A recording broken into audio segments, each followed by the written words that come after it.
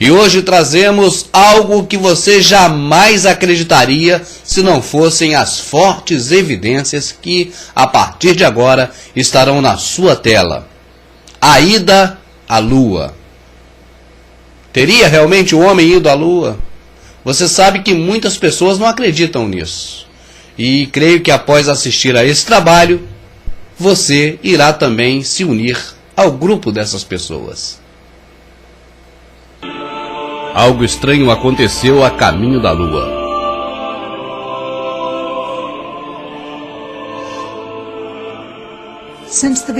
Desde o princípio da história, a raça humana está em guerra. Primeiramente com membros da sua própria família, depois com seus conterrâneos e finalmente entre as nações. Provavelmente os conflitos humanos provêm do caráter natural da natureza humana e dos lugares desconhecidos e intocáveis do sentimento humano. Costuma-se dizer que nossos conflitos começam, na verdade, quando ainda somos embriões, precedendo até mesmo a criação do planeta Terra. Nos terrenos celestiais, entre os espíritos. Costuma-se dizer que o princípio da guerra foi criado por um anjo caído, cujo sentimento contra Deus foi o orgulho.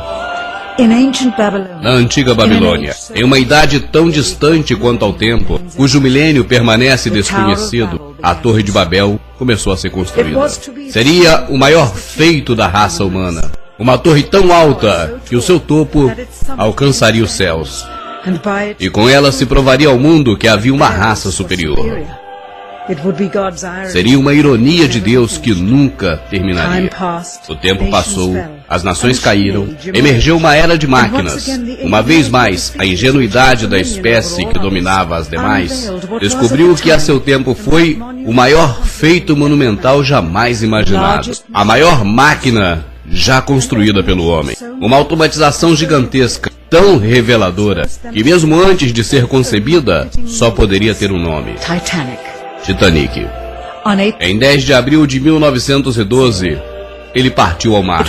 Diziam-se que era esse o barco que nem Deus poderia afundar.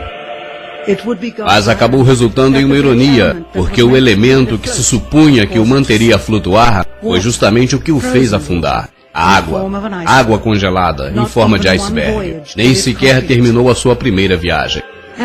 Mas surgiria uma nova era de grandezas. E provavelmente a última, a era espacial. A competição pela vitória não era paralela. As nações gastavam bilhões de dólares em pesquisas para ganhar uma da outra.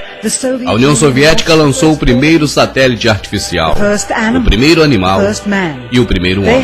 Tinham 500% mais horas em espaço do que os Estados Unidos. E finalmente, em junho de 1969, lançaram uma nave sem tripulante à Lua. Obtiveram as primeiras mostras do solo de outro mundo. Exatamente um mês antes que Apollo 11. E assim se acirrou a corrida. Sua nave chegou sem contratempos à superfície lunar. E a primeira pedra lunar que chegou à Terra seria trazida pela União Soviética. O presidente americano nessa época, Richard Nixon, ele disse: é a maior semana depois da criação, o maior evento depois da fundação dos mares, desde a origem do universo. Desde o desenho e formação do delicado olho humano, por onde todas essas coisas se percebem.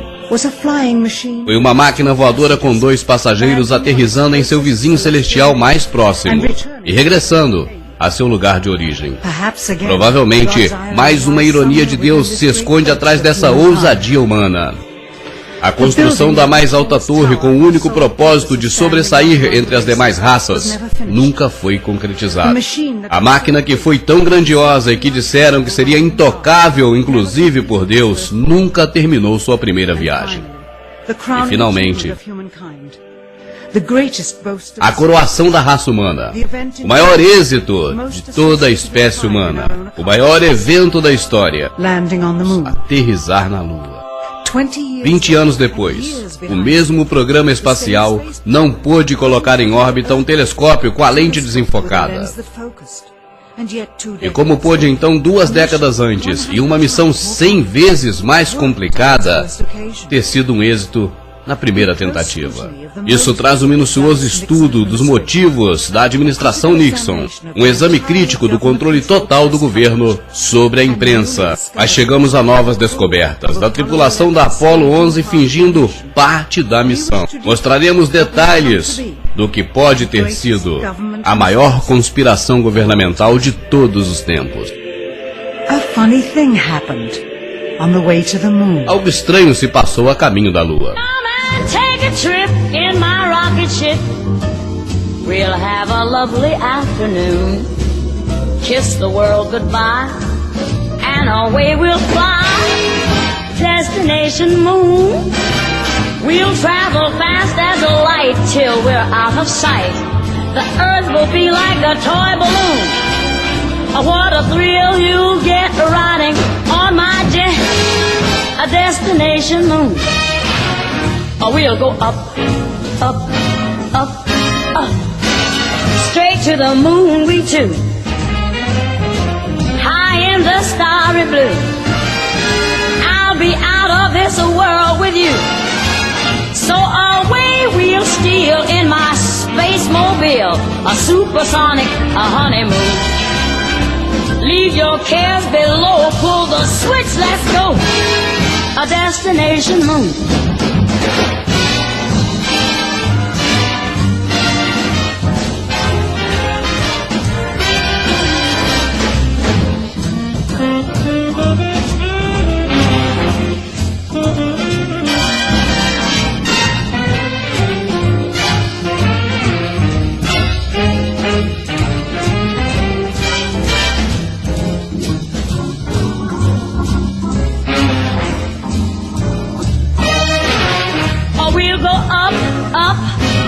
Up, straight to the moon we two. We'll be high in the starry blue. I'll be out of this world with you. So away we'll steal in my jet mobile. A supersonic, a honeymoon. Leave your cares below. Pull that switch, let's go. Destination. We're flying high. Up in the sky. Destination, destination moon.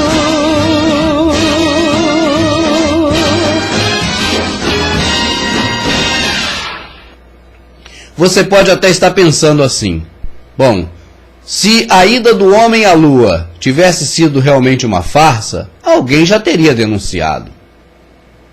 E eu te pergunto, denunciar a quem? Tenha em mente uma coisa, meu amado.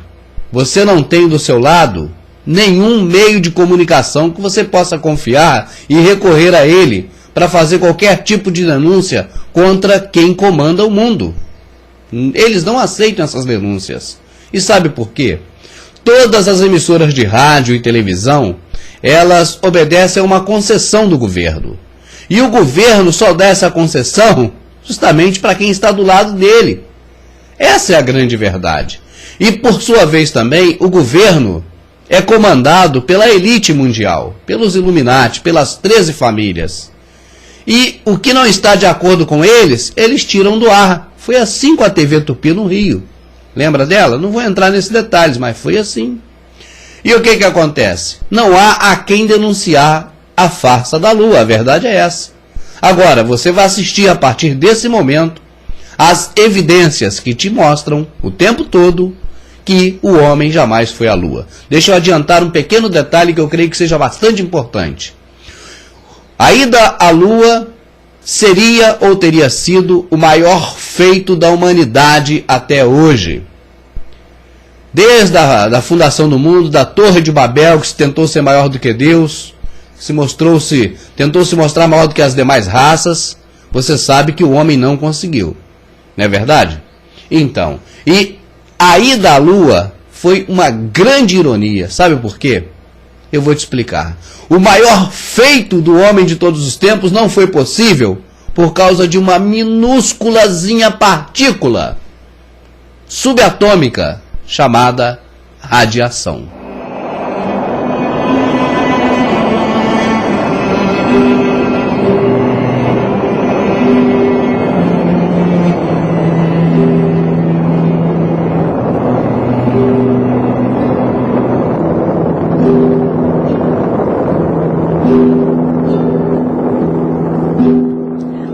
desconhecido de nós desde uma altitude de 1000 milhas e estendendo-se umas 25 mil milhas acima, se encontra pequenas bandas de radiação chamadas cinturões de radiação de Van Allen.